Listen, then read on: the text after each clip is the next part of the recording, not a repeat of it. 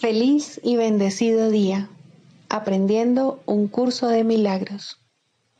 El secreto de la verdadera oración es olvidarte de las cosas que crees necesitar. Pedir algo específico es igual que ver el pecado primero y luego perdonarlo. Del mismo modo, al orar pasas por alto tus necesidades específicas, tal como las ves, y las dejas en manos de Dios. Ahí se convierten en los regalos que le haces, pues le dicen que no antepondrás otros dioses a Él, ni que quieres otro amor que el suyo. Este libro es un comienzo, no un final.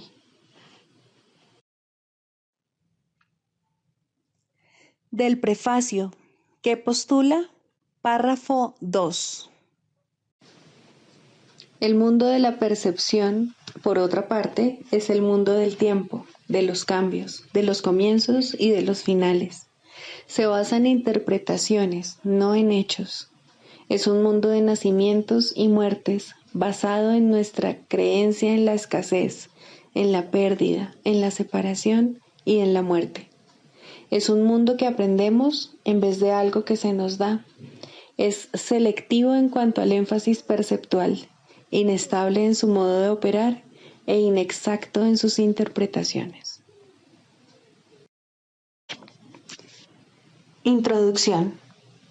Este es un curso de milagros. Es un curso obligatorio. Solo el momento en que decides tomarlo es voluntario.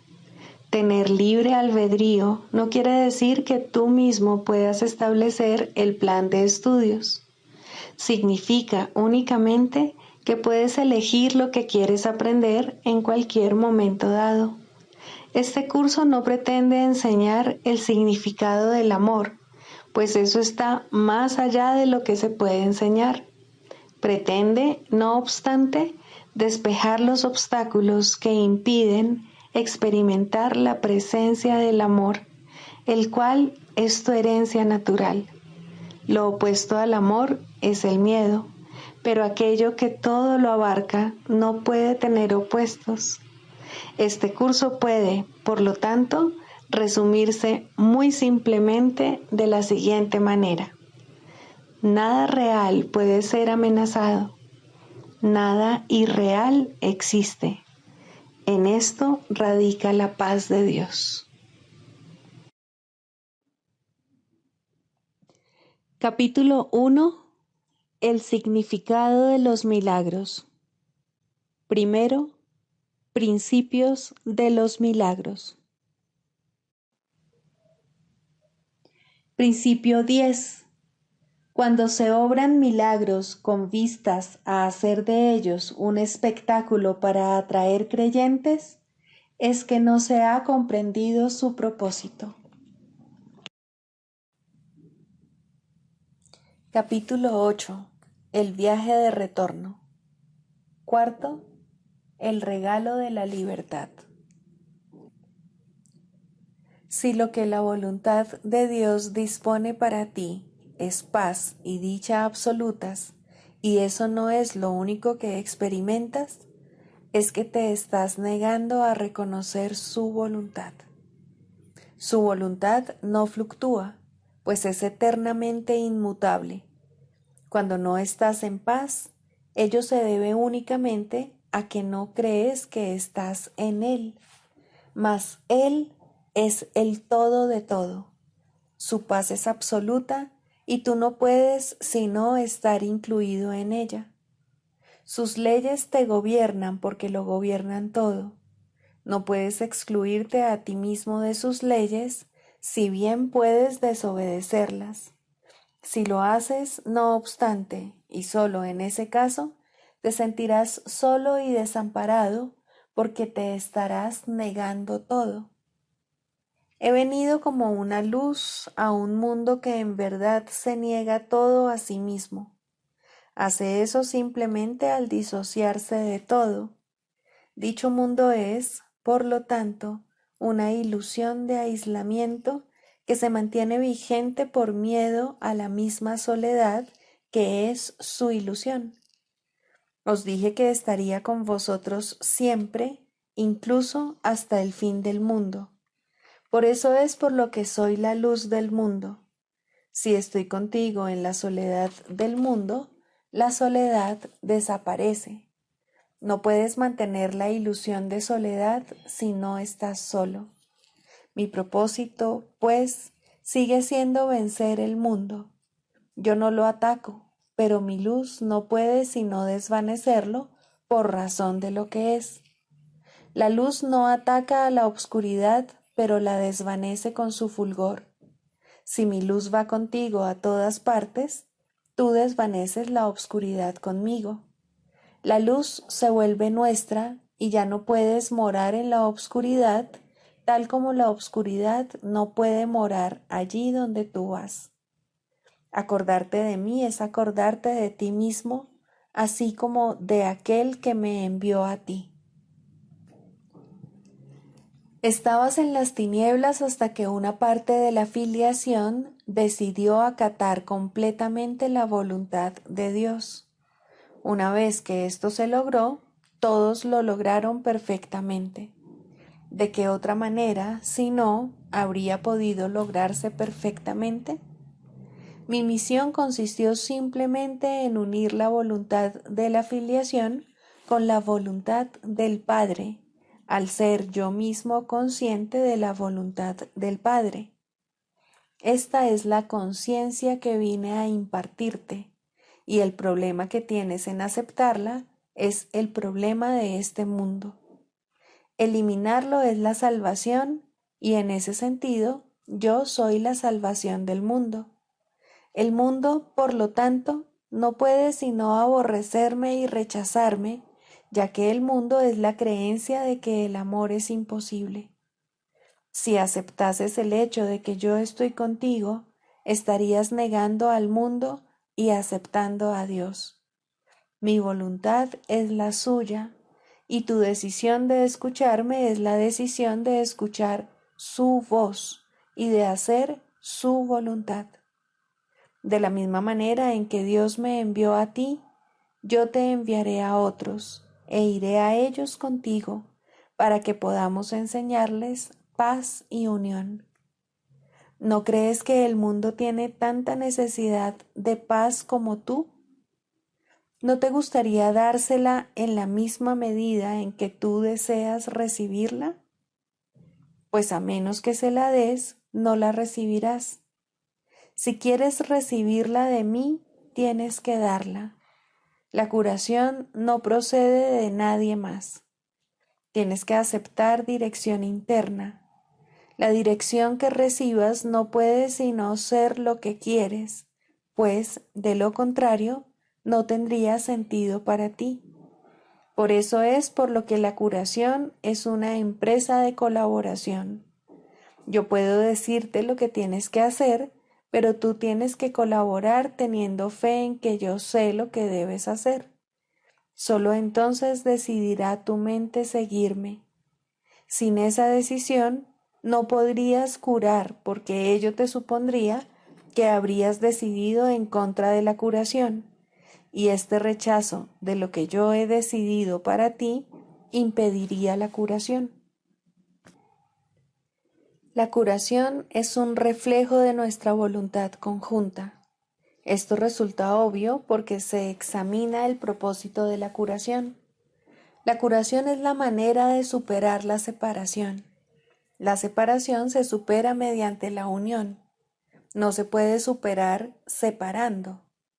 La decisión de unirse tiene que ser inequívoca, o, de lo contrario, la mente misma estaría dividida e incompleta. Tu mente es el medio por el cual determinas tu propia condición, ya que la mente es el mecanismo de decisión. Es el poder mediante el que te separas o te unes y, consecuentemente, experimentas dolor o alegría. Mi decisión no puede imperar sobre la tuya, porque la tuya es tan poderosa como la mía.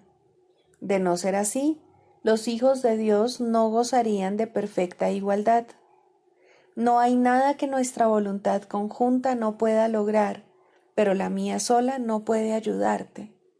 Tu voluntad es tan libre como la mía, y ni siquiera Dios mismo se opondría a ella. Yo no puedo disponer lo que Dios no dispone. Puedo ofrecerte mi fuerza para hacer que la tuya sea invencible, pero no puedo oponerme a tu decisión sin rivalizar con ella y, consecuentemente, sin violar lo que la voluntad de Dios ha dispuesto para ti. Nada que Dios creó puede oponerse a tu decisión, de la misma manera en que nada que Dios creó puede oponerse a su voluntad. Dios le dio a tu voluntad el poder que ella posee, y yo no puedo sino respetarlo en honor de su poder. Si quieres ser como yo, te ayudaré, pues sé que somos iguales. Si quieres ser diferente, aguardaré hasta que cambies de parecer. Yo puedo enseñarte, pero tú tienes que elegir seguir mis enseñanzas. ¿Cómo podría ser de otra manera si el reino de Dios es libertad? Nadie puede aprender lo que es la libertad si está sometido a cualquier clase de tiranía, y la perfecta igualdad de todos los hijos de Dios no se podría reconocer si una mente ejerciese dominio sobre otra. Los hijos de Dios gozan de perfecta igualdad en lo que respecta a su voluntad, por ser todos ellos la voluntad del Padre. Esta es la única lección que vine a enseñar.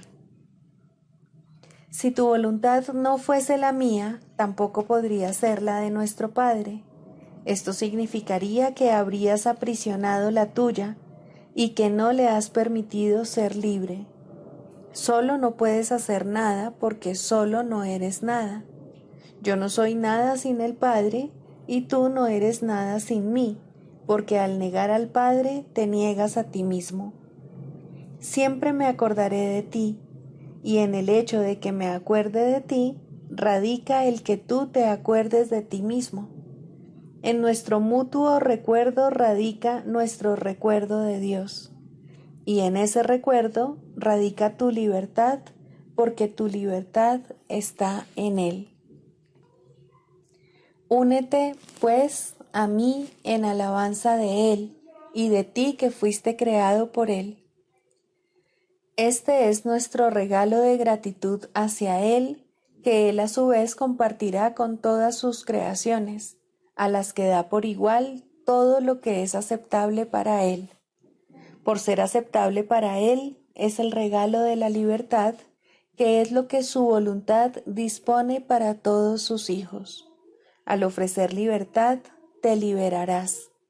La libertad es el único regalo que les puedes ofrecer a los hijos de Dios, ya que es el reconocimiento de lo que ellos son y de lo que Él es. La libertad es creación porque es amor. No amas a quien tratas de aprisionar. Por lo tanto, cuando tratas de aprisionar a alguien, incluyéndote a ti mismo, no lo amas y no te puedes identificar con él. Cuando te aprisionas a ti mismo, pierdes de vista tu verdadera identificación conmigo y con el Padre. Tu identificación es con el Padre y con el Hijo. Es imposible que te identifiques con uno y no con el otro. Si eres parte de uno, eres parte del otro, ya que ambos son uno. La Santísima Trinidad es santa porque es una. Si te excluyes a ti mismo de esta unión, estás percibiendo a la Santísima Trinidad como desunida. Tú no puedes sino estar incluido en ella, porque la Santísima Trinidad lo es todo. A menos que ocupes el lugar que te corresponde en ella y cumplas la función que por ser parte de ella te corresponde llevar a cabo, la Santísima Trinidad estará tan desposeída como tú. Ninguna de sus partes puede estar aprisionada si es que su verdad ha de conocerse. Libro de ejercicios, lección 77. Tengo derecho a los milagros. Tienes derecho a los milagros debido a lo que eres. Recibirás milagro debido a lo que Dios es. Y ofrecerás milagros debido a que eres uno con Dios. Una vez más, cuán simple es la salvación. Es sencillamente una afirmación de tu verdadera identidad. Esto es lo que celebraremos hoy. Tu derecho a los milagros no se basa en las ilusiones que tienes acerca de ti mismo. No depende de ningún poder mágico que te hayas adscrito, ni de ninguno de los rituales que has ingeniado. Es inherente a la verdad de lo que eres. Está implícito en lo que Dios, tu Padre, es.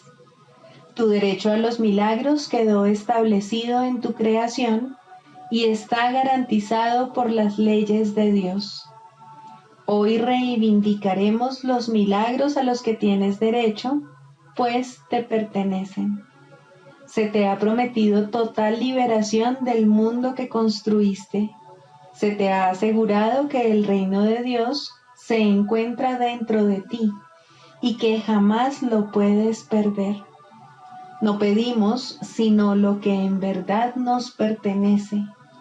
Hoy, sin embargo, nos aseguraremos también de no conformarnos con menos. Comienzan las sesiones de práctica más largas de hoy diciéndote a ti mismo con absoluta certeza que tienes derecho a los milagros. Cierra los ojos y recuerda que estás pidiendo únicamente lo que por derecho propio te pertenece. Recuérdate también a ti mismo que los milagros jamás se le quitan a uno para dárselos a otros y que al reivindicar tus derechos estás haciendo valer los derechos de todo el mundo. Los milagros no obedecen las leyes de este mundo, proceden simplemente de las leyes de Dios. Después de esta breve fase introductoria, espera en silencio la ratificación de que se te ha concedido tu petición. Has pedido la salvación del mundo así como la tuya. Has pedido que se te concedan los medios a través de los cuales se puede lograr esto. Es imposible que no se te den garantías al respecto. No estás sino pidiendo que se haga la voluntad de Dios. Al hacer esto, no estás realmente pidiendo nada. Estás afirmando un hecho innegable. El Espíritu Santo no puede sino asegurarte que se te ha concedido tu petición. El hecho de que la aceptes lo confirma. Hoy no hay cabida para la duda ni la incertidumbre. Estamos haciendo por fin una petición real. La respuesta es una simple exposición de un simple hecho. Recibirás la ratificación que buscas. Nuestras sesiones de práctica más cortas serán frecuentes y estarán dedicadas a recordar un simple hecho. Repite hoy frecuentemente: tengo derecho a los milagros. Pídelos cada vez que se presente una situación que los requiera. Reconocerás tales situaciones y como no estás dependiendo de ti mismo para encontrar el milagro, tienes pleno derecho a recibirlo siempre que lo pidas. Recuerda también que no te debes conformar con nada que no sea la respuesta perfecta. Si te asaltan tentaciones, di de inmediato: no intercambiaré milagros por resentimientos. Quiero únicamente lo que me pertenece. Dios ha establecido mi derecho a los milagros.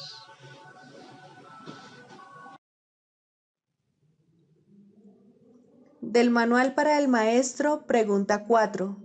¿Cuáles son las características de los maestros de Dios? 8. Paciencia.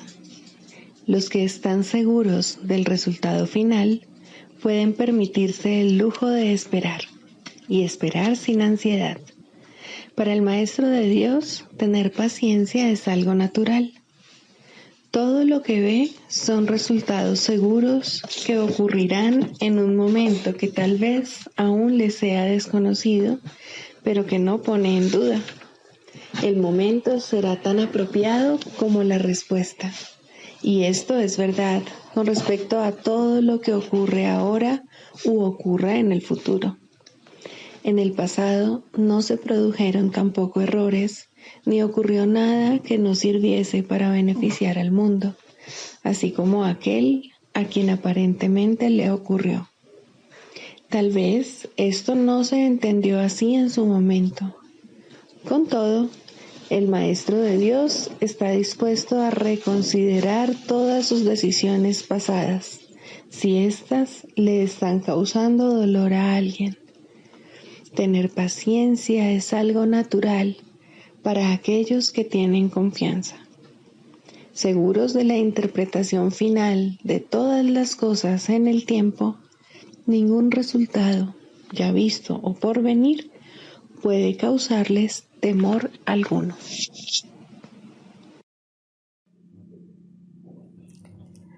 Manual para el Maestro. Pregunta 18. ¿Cómo se lleva a cabo la corrección? Hasta que el Maestro de Dios no haya dejado de confundir las interpretaciones con los hechos y las ilusiones con la verdad, no podrá tener lugar una corrección de naturaleza duradera, que es a la única a la que se le puede llamar verdadera corrección. Si discute con su alumno acerca de un pensamiento mágico, ataca dicho pensamiento, trata de probar que es erróneo o demostrar su falsedad, solo estará dando testimonio de su realidad. Esto conduce inevitablemente a la depresión, pues habrá probado tanto a su alumno como a sí mismo que la tarea de ambos es escapar de lo que es real. Y esto es de todo punto imposible. La realidad es inmutable. Los pensamientos mágicos no son sino ilusiones, pues, de no ser así, la salvación no sería más que el mismo sueño irrealizable de siempre, solo que con una nueva fachada. El sueño de la salvación, en cambio, tiene un nuevo contenido, y la diferencia entre ambos no estriba solo en la forma. La lección más importante que los maestros de Dios deben aprender es cómo reaccionar sin ira ante los pensamientos mágicos. Solo de esta manera pueden proclamar la verdad acerca de sí mismos. El Espíritu Santo puede entonces hablar a través de ellos acerca de la realidad del Hijo de Dios y recordarle al mundo lo que es la impecabilidad, la única condición inalterada e inalterable de todo cuanto Dios creó. El Espíritu Santo puede ahora proclamar la palabra de Dios a oídos atentos y llevar la visión de Cristo a ojos que ven. Ahora Él es libre de enseñarles a todas las mentes lo que ellas en realidad son, para que gustosamente les sean devueltas a Él. Y ahora, en su visión y en la palabra de Dios, se perdona y se pasa por alto completamente la culpabilidad. La ira no hace más que proferir a gritos, la culpabilidad es real. La realidad queda obliterada cuando esta creencia de mente reemplaza a la palabra de Dios. Ahora son los ojos del cuerpo los que ven y sus oídos los únicos que pueden oír. El limitado espacio que ocupa y su exiguo aliento se convierten en el criterio con el que medir la realidad, y la verdad se vuelve diminuta e insignificante. La corrección tiene una sola respuesta para todo esto y para todo el mundo que se basa en ello. Confundes tus interpretaciones con la verdad y te equivocas, mas un error no es un pecado, ni tus errores han derrocado a la realidad de su trono. Dios reina para siempre, y solo sus leyes imperan sobre ti y sobre el mundo. Su amor sigue siendo lo único que existe. El miedo es una ilusión, pues tú eres como Dios. Para que el Maestro de Dios pueda curar, es esencial, pues, que permita que sus propios errores le sean corregidos. Si siente la más leve irritación al responder a otro, que se dé cuenta de inmediato de que ha hecho una interpretación falsa. Que se dirija entonces a su eterno guía interno y deje que sea él quien juzgue cuál debe ser su respuesta. De este modo, el Maestro de Dios se cura y en su curación su alumno se cura con él. La única responsabilidad del Maestro de Dios es aceptar la expiación para sí mismo. La expiación es sencillamente la corrección o anulación de los errores. Cuando se haya alcanzado, el Maestro de Dios se habrá convertido, por definición, en un obrador de milagros. Sus pecados le habrán sido perdonados y él ya no se condenará a sí mismo. ¿Cómo podría entonces condenar a otros? ¿Y habría alguien al que su perdón no pudiese curar?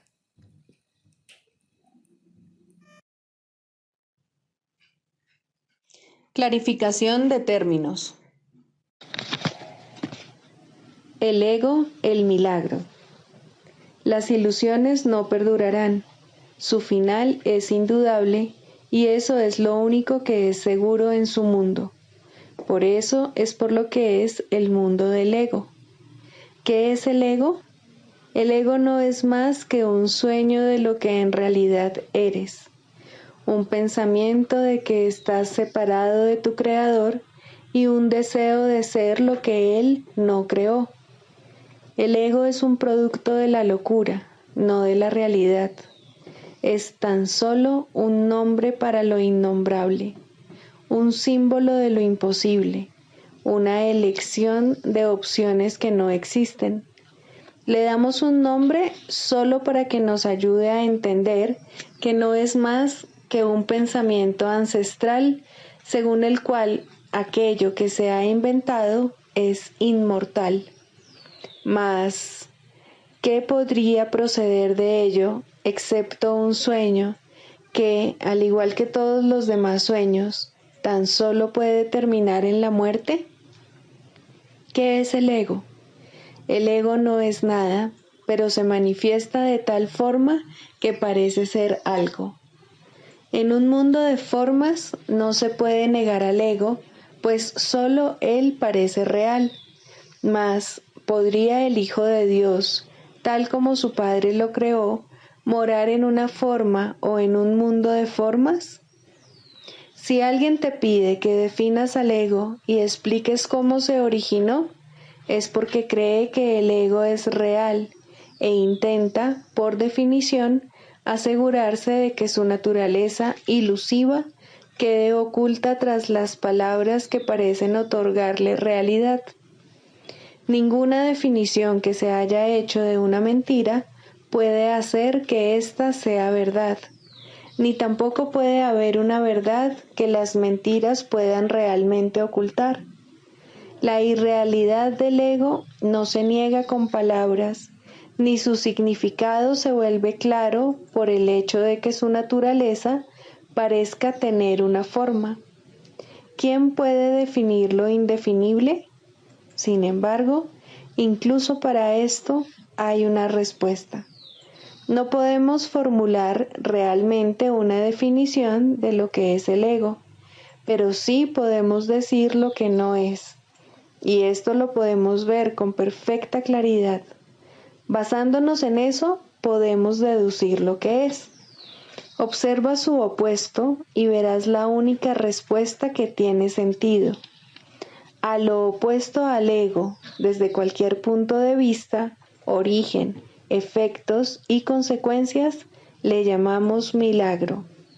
En él encontramos todo lo que no tiene que ver con el ego en este mundo.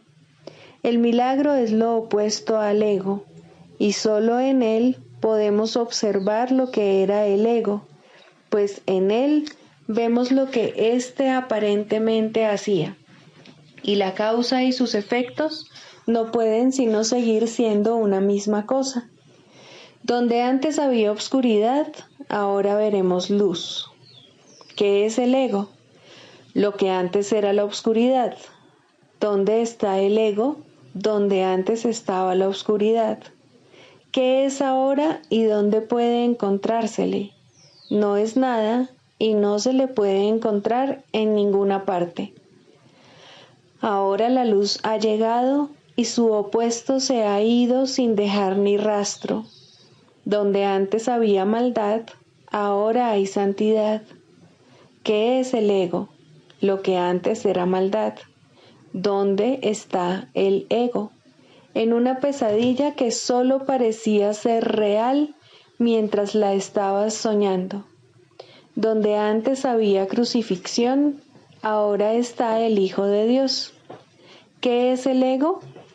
¿Quién tiene necesidad de preguntar? ¿Dónde está el ego? ¿Quién necesita ir en busca de ilusiones ahora que los sueños han desaparecido? ¿Qué es un milagro? Un milagro es un sueño también, pero si observas todos los aspectos de ese sueño, jamás volverás a dudar. Observa el bondadoso mundo que se extiende ante ti mientras caminas envuelto en mansedumbre. Observa a los ayudantes que encuentras a lo largo del camino que recorres, felices ante la certeza del cielo y la garantía de paz. Y observa también, por un instante, lo que por fin dejaste atrás y finalmente pasaste de largo. Esto es lo que era el ego, el odio cruel, la necesidad de venganza y los gritos de dolor, el miedo a la muerte y el deseo de matar, la ilusión de no tener hermanos y el yo que parecía estar solo en el universo. El milagro corrige este terrible error con respecto a ti mismo, con la misma dulzura con la que una madre amorosa adormece con su canto a su criatura. ¿No preferirías escuchar un canto así? ¿No contestaría ese canto todo lo que pensabas preguntar, haciendo incluso que la pregunta dejase de tener sentido?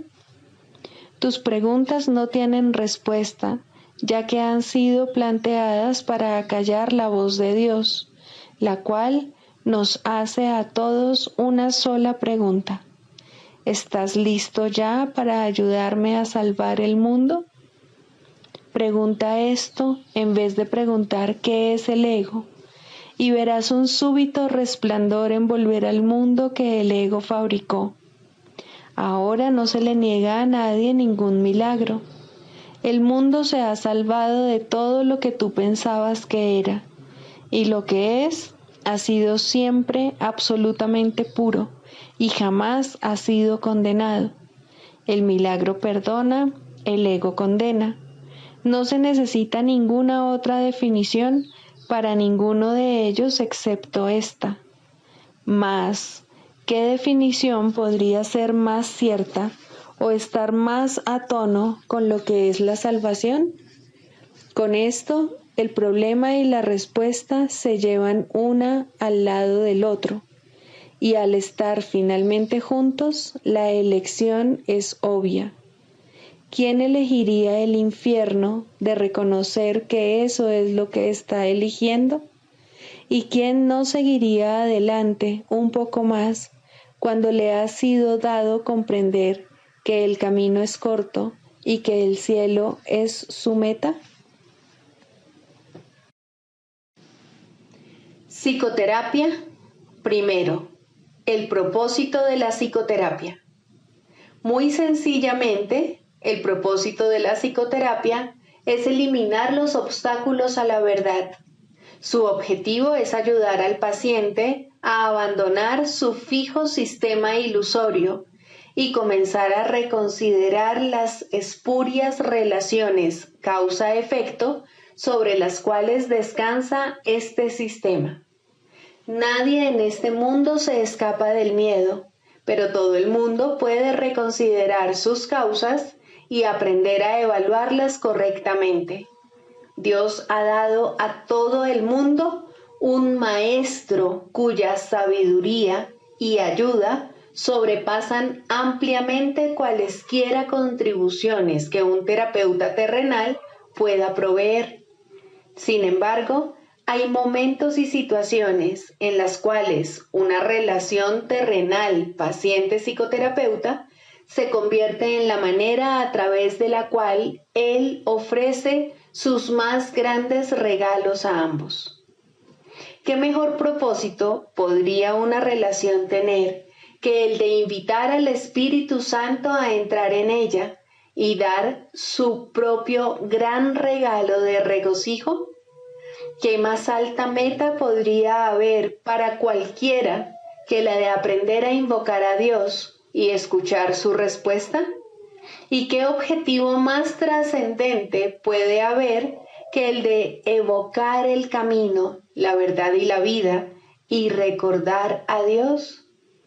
Ayudar en esto es el propósito correcto de la psicoterapia. ¿Podría algo ser más santo? Pues la psicoterapia, entendida correctamente, enseña el perdón y ayuda al paciente a reconocerlo y a aceptarlo. Y en su sanación, el terapeuta se perdona junto con él. Todo el que necesita ayuda, sin importar la forma de su sufrimiento, se está atacando a sí mismo y como consecuencia de ello, la paz de su mente está sufriendo.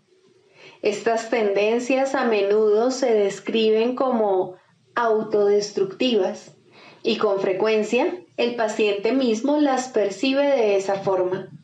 De lo que no se da cuenta y lo que necesita aprender es que ese yo que puede atacar y también ser atacado es un concepto que él ha fabricado. Aún más, lo atesora, lo defiende y en ocasiones incluso se encuentra dispuesto a sacrificar su vida en nombre de ese yo, pues lo considera su propio ser.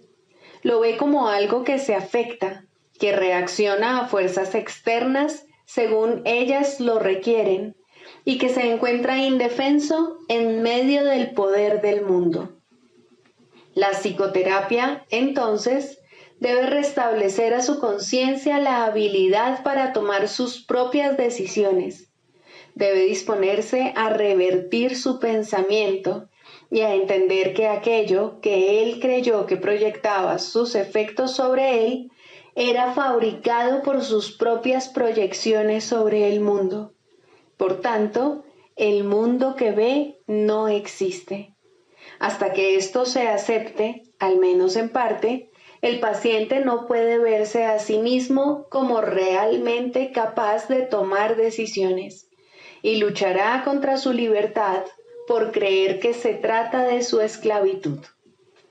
El paciente no necesita pensar que la verdad es Dios para tener progresos en la salvación, pero debe comenzar a separar la verdad de la ilusión al reconocer que no son lo mismo y al estar paulatinamente más dispuesto a ver las ilusiones como falsas y a aceptar la verdad como tal. Su maestro lo conducirá desde ahí, tan lejos como se encuentre dispuesto a llegar. La psicoterapia solo puede ahorrarle tiempo. El Espíritu Santo usa el tiempo como lo considera mejor y Él nunca se equivoca. La psicoterapia, bajo su dirección, es uno de los medios que usa para ahorrar tiempo y para preparar maestros adicionales para su obra. La ayuda que Él comienza y dirige no tiene fin. Cualquiera que sea la ruta que Él elija, toda psicoterapia finalmente conduce a Dios. Pero eso se le deja a Él.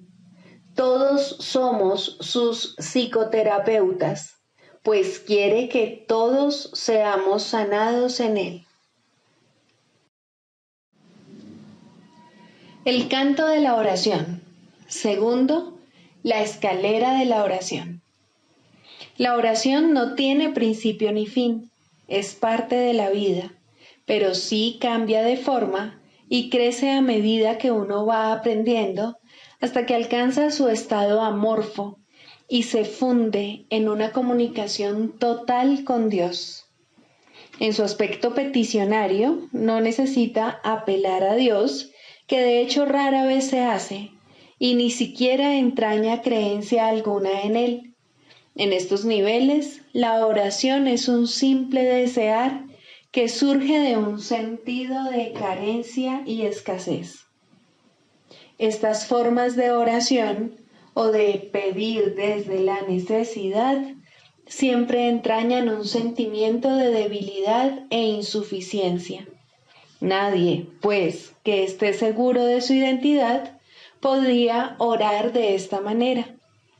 Pero no es menos cierto que nadie que no tenga certeza sobre su identidad puede evitar hacerlo. La oración es tan continua como la vida. Todo el mundo ora sin cesar. Pide y ya has recibido, pues has determinado qué es lo que quieres. Es posible, asimismo, alcanzar una forma más elevada de pedir desde la necesidad, puesto que en este mundo la oración es reparadora y, por lo tanto, entraña niveles de aprendizaje. En este caso, la petición puede ser dirigida a Dios con verdadera fe, pero aún sin comprensión. Por lo general, se ha alcanzado un vago y con frecuencia inestable sentido de identificación con Él, pero tiende a estar desenfocado por un sentimiento de pecado profundamente arraigado. En este nivel es posible que se sigan pidiendo cosas mundanas en variedad de formas, como también es posible pedir dones tales como la bondad o la honestidad y, en particular, perdón para las muchas fuentes de culpa que inevitablemente yacen bajo cualquier oración procedente de la necesidad. Sin culpa no hay escasez. Quien está libre de pecado no tiene necesidades. En este nivel surge también esa curiosa contradicción de términos conocida como orar por nuestros enemigos. La contradicción no se encuentra en las palabras mismas, sino más bien en la manera en que usualmente se interpretan. Mientras creas tener enemigos, habrás limitado tu oración a las leyes del mundo y habrás limitado también tu capacidad para recibir y para aceptar a esos mismos estrechos márgenes. Sin embargo, si tienes enemigos, tienes necesidad de oración y una gran necesidad, por cierto. Entonces, ¿qué significa realmente la frase? Significa que debes orar por ti para que no busques aprisionar a Cristo y así perder el reconocimiento de tu propia identidad. No traiciones a nadie o te traicionarás a ti mismo. Un enemigo es el símbolo de un Cristo prisionero. ¿Y quién podría ser él sino tú mismo? Orar por los enemigos se convierte de este modo en una manera de orar por tu propia libertad. Ahora ha dejado de ser una contradicción. Se ha convertido en una declaración de la unidad de Cristo y el reconocimiento de su impecabilidad. Ahora se ha vuelto santa, pues reconoce al Hijo de Dios tal como fue creado. Nunca olvides que la oración, en cualquiera de sus niveles, es siempre para uno mismo. Si te unes a alguien en oración, lo haces parte de ti. El enemigo eres tú, al igual que eres el Cristo. Por ello, antes de hacerse santa, la oración es una elección. Tú no eliges por otro, solo puedes elegir por ti mismo. Ora verdaderamente por tus enemigos, pues en esto radica tu propia salvación. Perdónalos por tus pecados y serás realmente perdonado. La oración es una escalera que llega hasta el cielo. En lo alto se produce una transformación muy similar a la tuya, pues la oración es parte de ti. Las cosas de la tierra se dejan atrás y ya no se recuerdan más. No se hacen peticiones, puesto que nada falta. Se reconoce plenamente que la identidad en Cristo es algo eterno, incorruptible y más allá de todo cambio. La luz ha dejado de titilar y nunca se apagará. Ahora, sin necesidades de ninguna clase y revestida por siempre de la pura impecabilidad que es el regalo de Dios para ti, su Hijo, la oración puede convertirse otra vez en aquello para lo que se concibió, pues ahora se eleva cual canto de gratitud a tu Creador, sin palabras, pensamientos o vanos deseos, y sin necesidad de nada en absoluto. De este modo se extiende como estaba destinada a hacerlo, y por esta ofrenda Dios mismo da las gracias. Dios es la meta de toda oración, lo cual la hace eterna en vez de temporal. No tiene comienzo, pues la meta no ha cambiado jamás. La oración, en las formas que adopta inicialmente, es una ilusión, ya que no se necesita escalera alguna para llegar hasta aquello de lo que uno nunca se alejó. No obstante, la oración forma parte del perdón, mientras éste, que de por sí es una ilusión, continúe sin lograrse. La oración estará ligada al aprendizaje hasta que el objetivo del aprendizaje se haya alcanzado, y entonces todas las cosas se transformarán al unísono y retornarán libres de toda mancha a la mente de Dios. Al encontrarse más allá de lo que se puede aprender, este estado es indescriptible. Es necesario, no obstante, entender las etapas por las que hay que pasar para su obtención, si la paz ha de ser restaurada en el Hijo de Dios, quien vive ahora en la ilusión de la muerte y el temor de Dios. Sigamos a Jesús haciendo del perdón algo tan natural como respirar y algo tan vital como el aire. Amén.